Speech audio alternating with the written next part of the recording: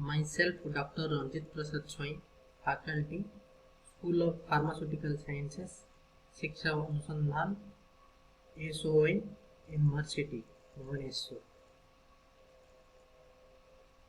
Forest ecosystem is a topic present in environmental science.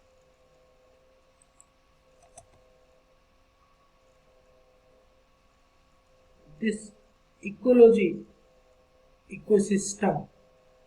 was coined by A.G. Tansley in 1935 and it is universally followed by all.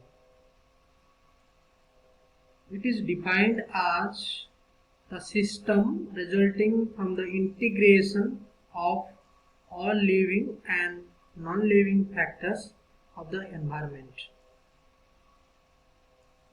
The ecosystem is the basic functional unit in ecology. It includes both biotic communities and abiotic environment. Biotic community means living organisms. Abiotic environment means non-living organisms. So in the forest ecosystem, both are integrated to each other. And this living organism, that is biotic component, and non-living organism, abiotic component system are systems of the environment are inseparably interrelated and interact upon each other.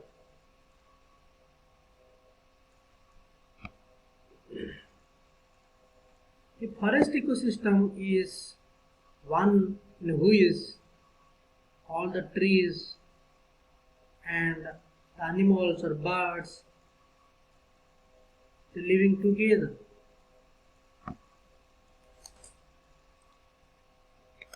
The forest occupies roughly 40% of the land,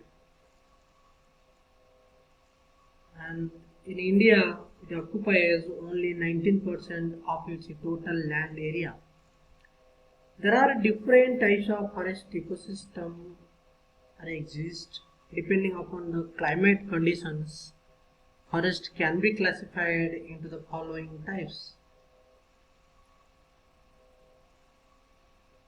tropical rainforest, tropical deciduous forests, tropical subforest, temperate rainforest, temperate deciduous forest.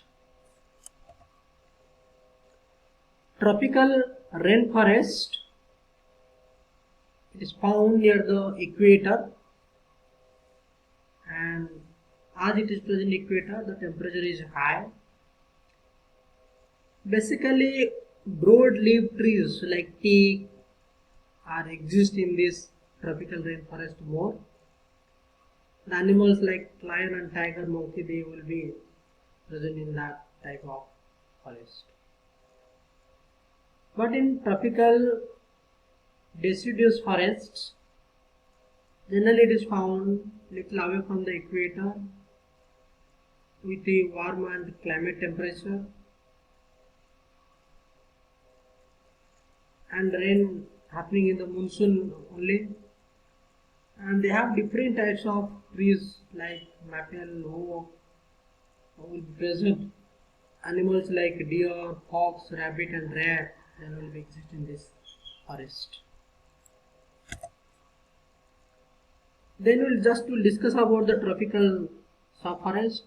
It is nothing but forest can be characterized by a condition of dry climate for longer period of time.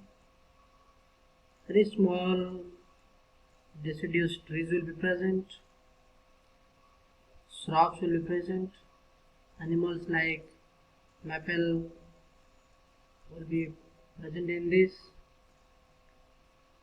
and this temperate rainforest, the temperate areas with adequate rainfall, and it is characterized by coniferous trees like pines, firs, red oak, redwood, it is etc. Animals will be squirrel, fox, cats, bears, etc. will be present in this forest. Temperate deciduous forest, they found in areas with moderate temperatures. Have major trees including the broadleaf forests and like this deer, fox, bears will be present in this forest. We will see about the characteristics of the forest ecosystem.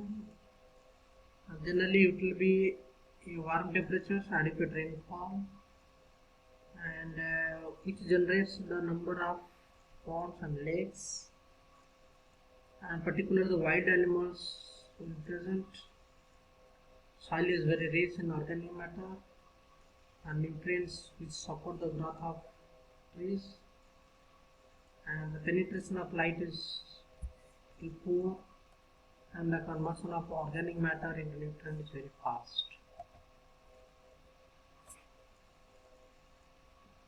Structure and function of forest ecosystem. First, I like to describe about the abiotic components. That is nothing but which is responsible for the climatic changes, temperature, light, rainfall, and minerals. These are abiotic components are inorganic as well as organic substances present in the soil and the atmosphere. In addition to the mineral present in the forest, we find the dead organic debris, the little quantity.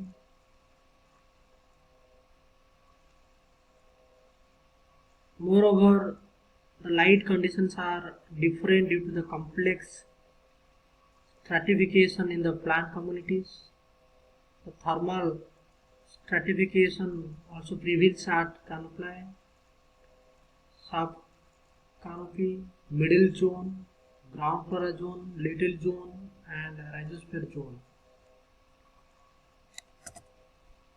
If you think about the biotic component, living components, the first I like to describe about the producers. The plant is the producer which absorb the light, and with the help of its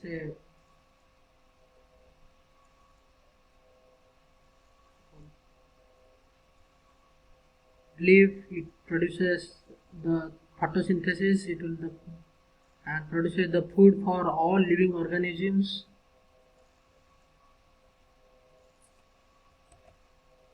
The second category will be the consumers. There are three consumers will be there: primary consumers, secondary consumers, and tertiary consumers. The primary consumer generally we call as herbivorous. They directly depend upon the plants for their foods, like ants, flies, insects, mice, deer. Secondary consumers, they are primary carnivores. They directly depend on the herbivorous for their food. Snakes, birds, fox comes under the primary carnivores. Tertiary consumers are the secondary carnivores. They depend on the primary carnivores for their food. Animal like tiger and lions comes under these secondary carnivores. Decomposer, bacteria and fungi comes under the decomposer. They decompose the plant and all animal.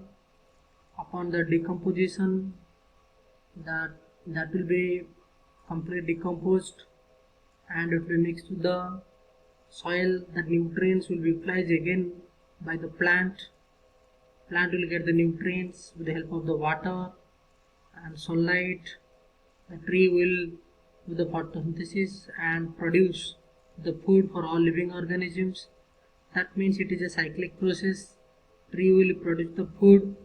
All living organisms, remaining living organisms, they will take the food from this plant directly or indirectly, and the decomposer, bacteria and fungi, they will decompose, and this is a cyclic process. Need for existence I like to take one example to describe how it is a cyclic process. People see this picture. Plant is a producer here with the help of the sunlight and this water and nutrients present in the soil. It will produce the food, and this food or this plant will be taken by the primary consumer. Like here, small insect is there, is the primary consumer. You will take this plant material, the herbivorous, and this is taken by the omnivorous, that is the secondary consumer, and this secondary consumer is consumed by the tertiary consumer. Like this is the carnivorous, and this tertiary consumer is consumed by the tertiary consumer of higher order, that is carnivore. And if you see this carnivorous is taking this bird, eagle is taking this snake is taking the rabbit, and this rat is taking this small insects, and the small insect is taking the plant materials. And after the death of this tertiary consumer, whatever this bird, with the help of this bacterium or fungi or microorganisms that will produce the nutrients mixed in the soil, again taken by the plant. So it is nothing but a cyclic process. Take another example, food web in the forest. The green plant will produce the food and taken by this mouse, simultaneously also taken by the rabbit. Also, these are the primary consumers. You can take the plant material directly, and this one can be taken directly to the snake, and the snake can be taken by this bird. And here you will see again here this the mouse can be taken by the wild cat and taken by this lion. The primary, secondary, tertiary. Here also you will see in this route primary, secondary, tertiary. Here also you will see that producer, primary, secondary, tertiary. So like that whole ecosystem exists in the forest. So our responsible is to protect the environment and save the environment. This is my last slide. I like to tell, respect your ecosystem, protect your ecosystem, and be safe and live with a healthy and enjoyable life. Think differently, be unique. Thank you very much.